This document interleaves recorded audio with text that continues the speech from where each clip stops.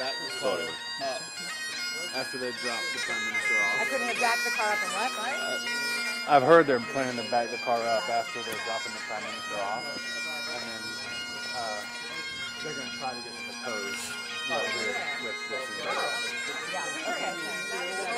and and if you want, I can also get in the photo. That would make it better. I could do that.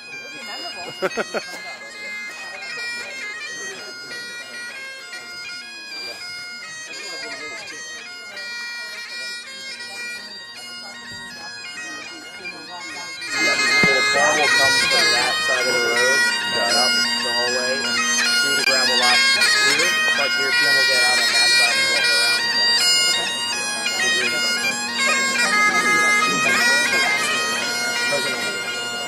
So yeah, we got to move. Lighthouse, Oh, you're here? Yeah, the signature. You want to take this and I'll go up there? You can't see it.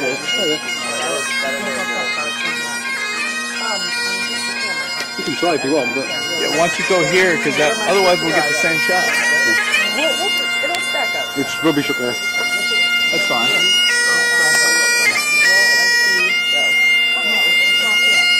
We're about 2 minutes out.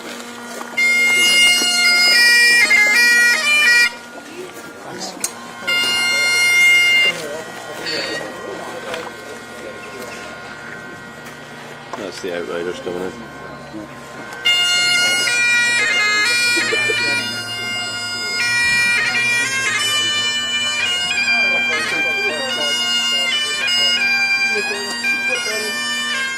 So I don't get that in anybody's way. Anybody's shot. Thank you, sir.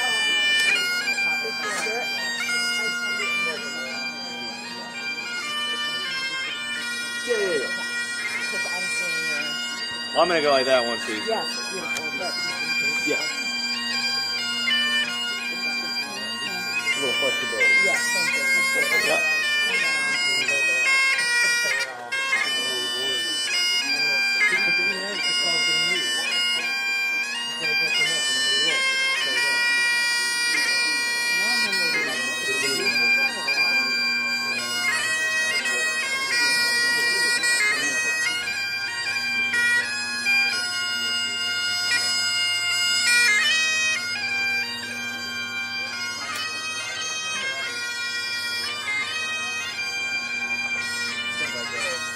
Yeah, I'm coming in now.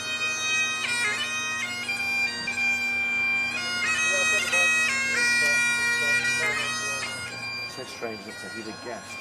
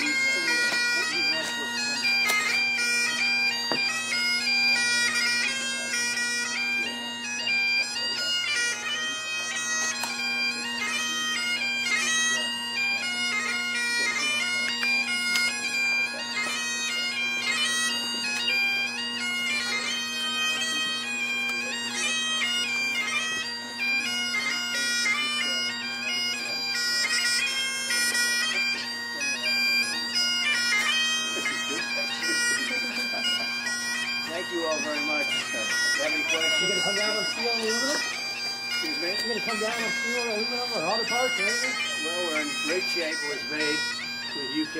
The Prime Minister did a great job. You know, they've been trying to make that deal for 12 years, and he got it done. So everybody respects it. It's going to be a lot of jobs for here, and great for America.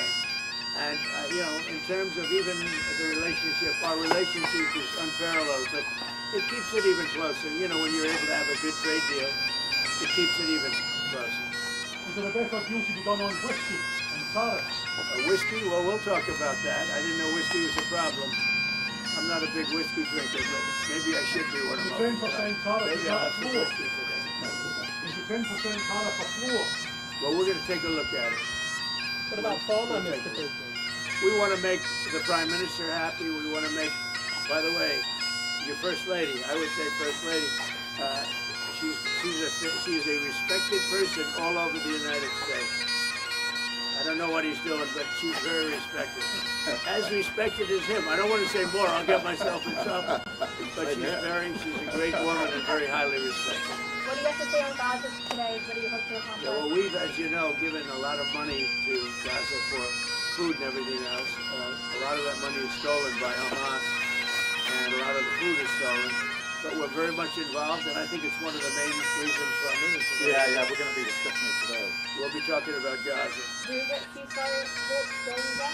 Well, we want to get it going, but as you know, with Cambodia, they just announced a very big beyond it is peace.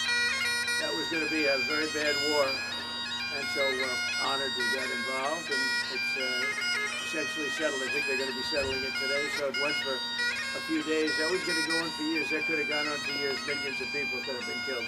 We ended the war, and we're very happy about it. The Prime Minister says that recognising the Palestinian state will be a concrete step towards a lasting peace. Do you agree with his position? Well, I'm not going to take a position. I don't mind him taking a position. I'm looking for getting people fed right now. To me, that's the #1 position, because you have a lot of starving people. You have people that, you know, the United States recently, just a couple of weeks ago, we gave $60 billion. That's a lot of money. No other nation gave money. I know the Prime Minister would if he knew about it, and he really knows about it now because we're going to be discussing it. But we gave $60 million. Nobody said even thank you. You know, thanks. Somebody should say thank you. But other nations are going to have to step up. When I spoke to Ursula yesterday, she said that the European nations are going to step up very substantially too. Can you discuss the importance of free speech today? Well, free speech is very important. I don't know if you're referring to any place in particular. Perhaps they are, but we've had free speech for a very, very long time here, so we're very proud about that. Well, what's your advice on the small boats crisis, Mr. President? How would you deal with it? What's your advice on dealing with the small boats crisis in this country? The small boats crisis. It's about the boats coming over the channel, so we're taking a lot of action to stop people coming over the channel who shouldn't be here. Stopping them coming in the first place. Well, and then immigration is a big factor, and I think, frankly, if they're coming from other countries and you don't know who they are, and are they coming from prisons? We have them where they came in from prisons. We're moving them all out. We had a border last June, just recent, last month. We had 0 people come into the country, 0, other than coming through legal means. If you're stopping immigration and stopping the wrong people, I give my hats are off to you. You're doing not a good thing, you're doing a fantastic thing. So I know nothing about the boats, but if the boats are loaded up with bad people, and they usually are, because other countries don't send their best. They send people that they don't want, and they're not stupid people, and they send the people that they don't want. And I've heard that you've taken a much stronger stance on immigration. Yeah, we've done a lot of work stopping them coming. We just signed an agreement to return them, and we've returned 35,000, in fact, under the first year of this Labour government, of people who shouldn't be in this country. So we're very pleased that we're getting on with returning people who've got no right to be here. That's great. As somebody that loves this, I love this country. My mother was born in, as you know, my mother was born in Scotland, and it's an incredible place, a beautiful place. And if that be the case, I congratulate you. That's exactly, because Europe is a much different place than it was just 5 years ago, 10 years ago, and they've got to get their act together. If they don't, you're not going to have Europe anymore as you know it. And You can't do that. This is a magnificent part of the world, and you cannot ruin it. You cannot let people come in here illegally. And what happens is there'll be murderers, there'll be drug dealers, there'll be all sorts of things that other countries don't want. And they send them to you, and they send them to us, and you've got to stop them. And I hear that you've taken a very strong stand on immigration, and taking a strong stand on immigration is imperative.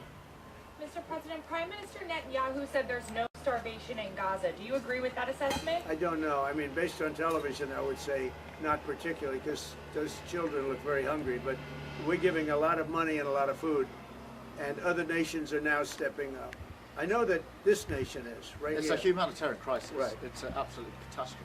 Do you think Israel has Nobody wants to see that, and I think people in Britain are revolted at seeing what they're seeing on their screens. So we've got to get to that ceasefire, and thank you, Mr. President, for leading on that, and also to just get more and more aid in. And again, America's done a lot on this, a lot of countries have done a lot. We're now working with Jordan on getting direct aid drops in, but this is a desperate situation. Mr. President, do you think Israel has done all it can do to avoid civilian casualties in Gaza?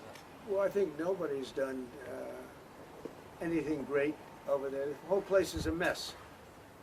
It'll get straightened out, but it's a mess. They have to get food and meantime, food and safety right now.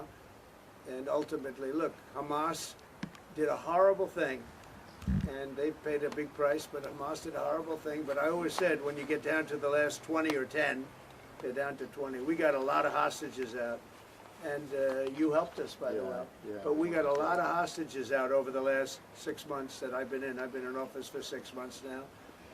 And these hostages have been, I mean, many of them have come to the Oval Office and they've thanked me so profusely. I said, you don't have to thank me.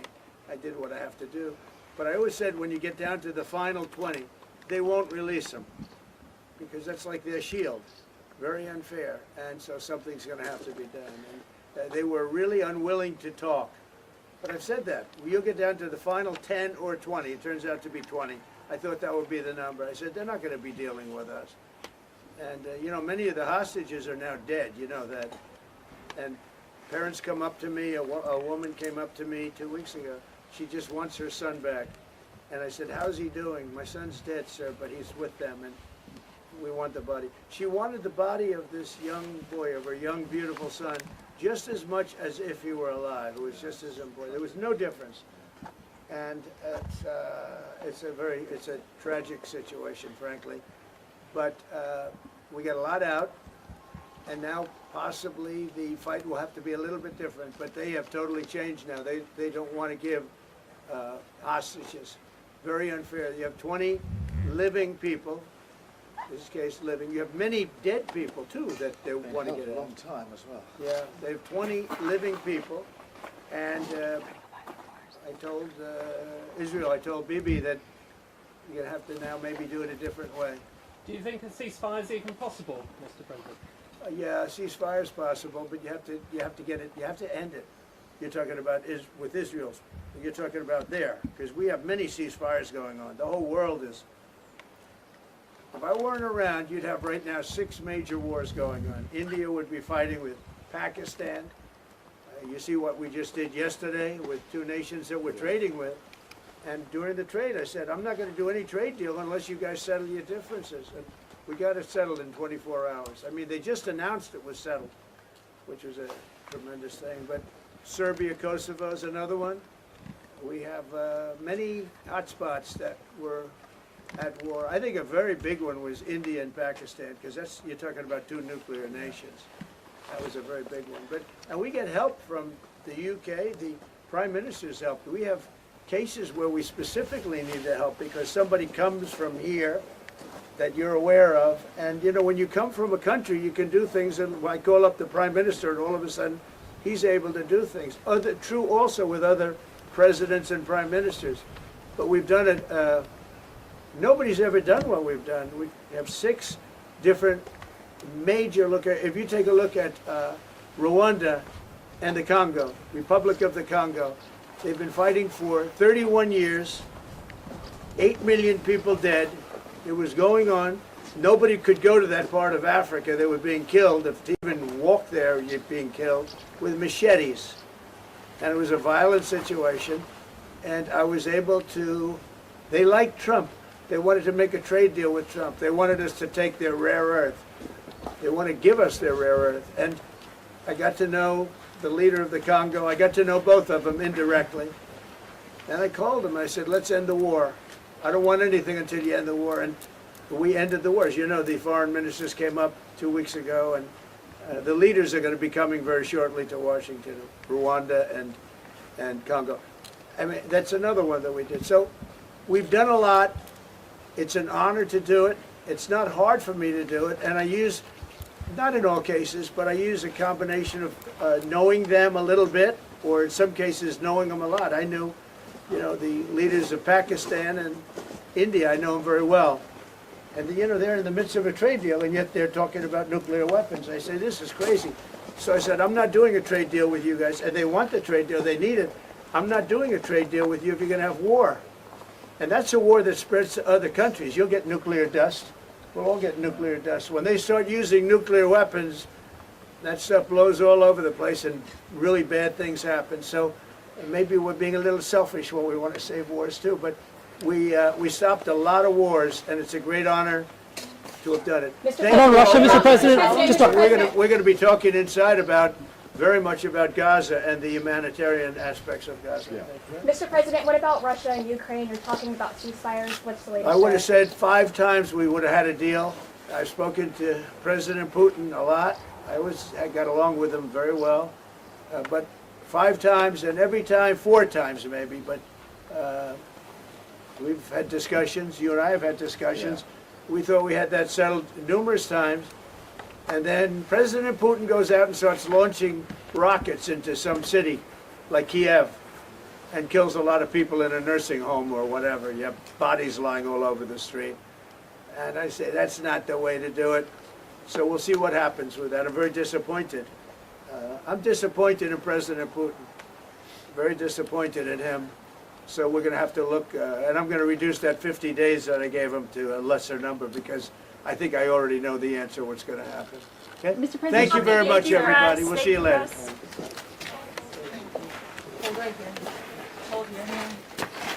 In a nursing home or whatever, you have bodies.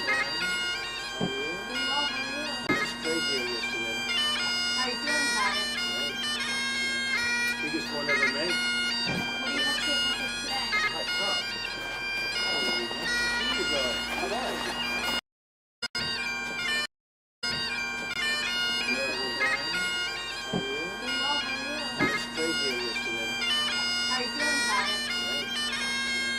Biggest one ever made.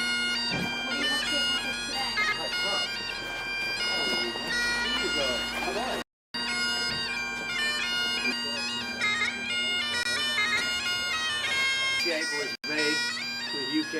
The Prime Minister did a great job. You know, they've been trying to make that deal for 12 years, and he got it done. So everybody respects it. It's going to be a lot of jobs for here, and great for America. And you know, in terms of even the relationship, our relationship is unparalleled, but it keeps it even closer. You know, when you're able to have a good trade deal, it keeps it even closer. Is there a better deal to be done on whiskey and tariffs? Whiskey? Well, we'll talk about that. I didn't know whiskey was a problem. I'm not a big whiskey drinker, but maybe I should be one of them. The 10% tariff, maybe I'll have some whiskey today. Is the 10% tariff a floor? Well, we're going to take a look at it. What about Farmer, Mr. President? We want to make the Prime Minister happy. We want to make, by the way, your First Lady, I would say First Lady,